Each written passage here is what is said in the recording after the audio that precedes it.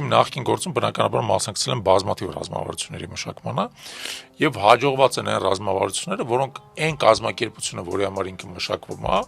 խորապես ընկալել են դա։ Եվ իդեպ ասեմ նաեւ, մշակման փուլում էլ կազմակերպությունը, իհարկե ոչ բոլորը եւ ոչ բոլոր մակարդակները, բայց կազմակերպությունը պետք է այսպես ասած իր ներդրումը կատարի ռազմավարության մշակման մեջ, այլապես այդ ռազմավարությունը կլինի ուրիշի ռազմավարություն, կողքից ինչ որ մեկի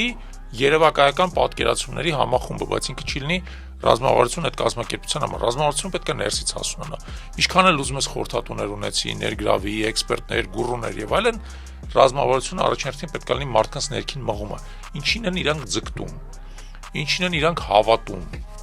ինչ կարողություններ իրանք ունեն, ինչ կարողություններ իրանք պատրաստում ձևավորել եւ այլն։ Պետք է դա իրատեսական լինի, հավակնոտ, բայց իրատեսական։